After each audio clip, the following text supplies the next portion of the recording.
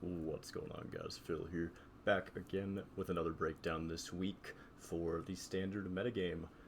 This is the first week of July, and so we had plans going in to test a few decks, test a few archetypes, but things took a different turn because Anomalies randomly came back for the week, and so the entire standard and wild metagame shifted a little bit for the week to adapt to the new Anomalies. So they're not actually new anomalies. It's the same anomalies from last time, but it is nice that they returned. I felt that last time the event came around, it didn't really last long enough. It didn't feel like people really gave it much of a shot. They just kind of got upset really quickly with them. I always thought it was a cool idea, and I love that with Cho'Gall, if you put him in your decks, you have a chance of getting two of the anomalies instead in your matches, so that's always cool.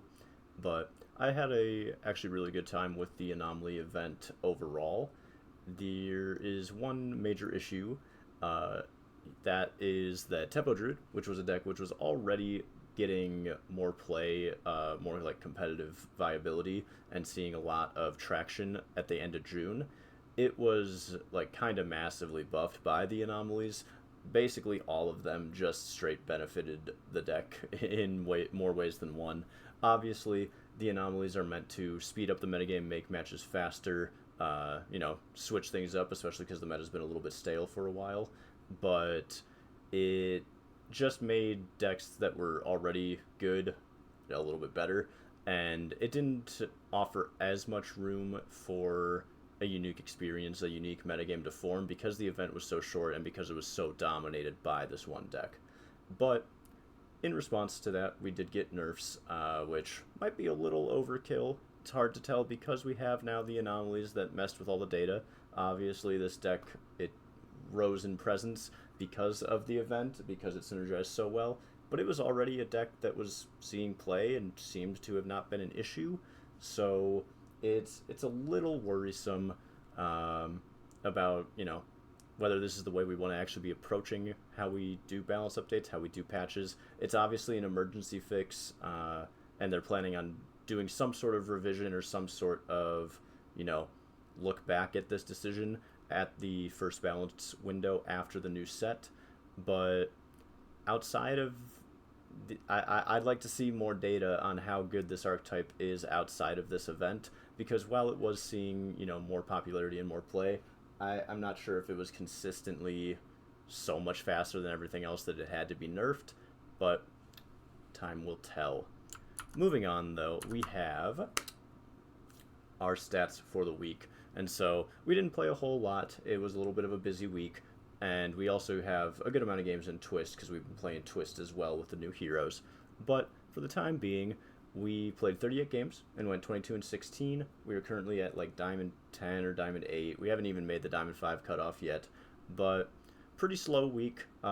Like I said, the event in theory was really cool, and it was fun to experiment a little, and especially since everyone was running Tempo Druid, a lot of people started trying to find things that might be particularly good against it, or be able to keep up with the fact that you don't have a lot of mana sometimes. And so, there was some metagaming going on, some counterplay happening, but it was just really dominated by this Tempo Druid list. So had to make sure that we knew what was going on, had to test out the new hotness, even though we had already played it prior, but had to see just how broken it was. Played 11 games, went 7-4, went positive. It was broken. There were games where it didn't matter what my opponent did. You see all the screenshots on Reddit where people have 8 mana and their opponent has 2. That was not a very uncommon situation to have such varying degrees of the extremes of having high rolled. Obviously, every game is going to have decks that are better when they high roll. The high roll on this was way too consistent and way too punishing. So I understand the nerf. However, I'm more so worried about, I don't know, I think just Doomkin is not a great design. I'm surprised that Splish Splash Whelp was the one that got nerfed. Obviously, again, emergency patch, subject to change. But we have so much history with ramp in Druid at early mana costs and it not being an issue. We have Malfurion's Gift, which gives us wild growths. We had pre-nerf wild growth. We have, Splish Splash Whelp just giving us, being the ramp tool of this set, I don't see it really being the issue. I think instead the issue came from everything else like surrounding it. It.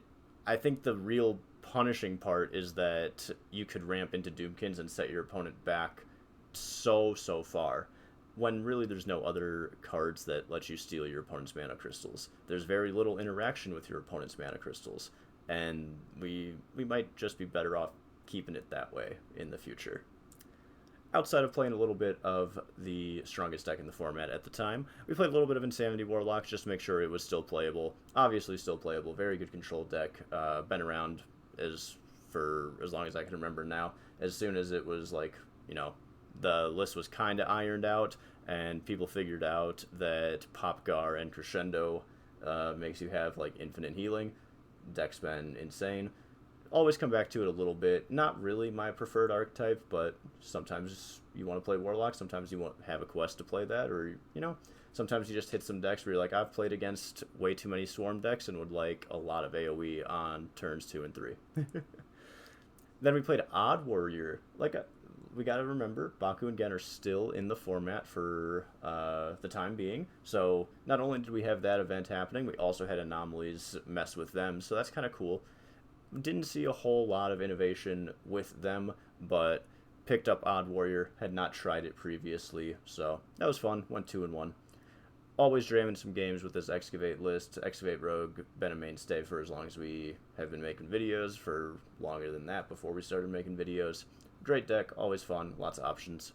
And then I found 2 on Reddit that were meant to supposedly be able to combat Druid, because the Hand Buff Hunter has a lot of just early game minions that are difficult to deal with, and then even Paladin has so many swarms that even if you get swiped, then you're not completely drawn dead, basically, because that's how a lot of other decks kind of felt when you're playing aggressive, is, if they ramped and they had like one form of removal, the game's pretty much over. If they don't have removal, I have a chance.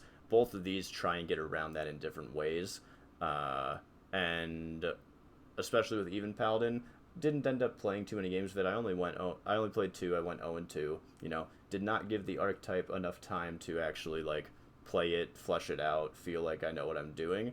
But wanted to highlight the fact that it's a list that was really one of the only ones I saw of people trying really hard to find things that could successfully keep up with the Tempo Druid. And so, obviously, even though it was a power outlier and it's already been nerfed, I do think that nerfing things in the middle of a 1-week event because of what might just go away and not be an issue is something that we need to be a little bit wary of. And the fact that people were at least trying, and even though I didn't have success yet with it, this guy had success finding things that could keep up with the Tempo Druid list and actually, fight against it. It's really difficult to have enough data to want to make such drastic changes after 4 days, 6 days, There can't be that much there unless all of their data is 80% of games are Tempo Druid, and on games where you have Splish Splash Whelp in your opening hand, you actually have like a 95% win rate. Unless it's something that drastic, I really think that we could have, maybe let it iron itself out, especially because we have new cards coming out too.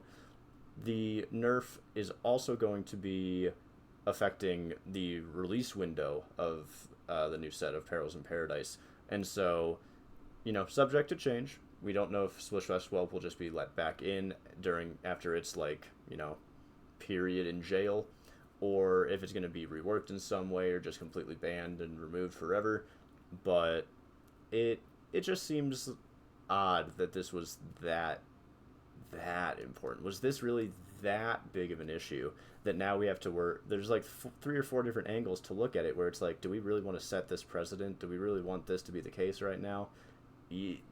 Whatever's backing that up, whatever's backing that decision, I really hope that there's good justification for, because otherwise I think you open yourself up to just so many forms of critique where it doesn't seem like, I don't know the answers to each of those paths. I don't even have an idea what the counter argument would be.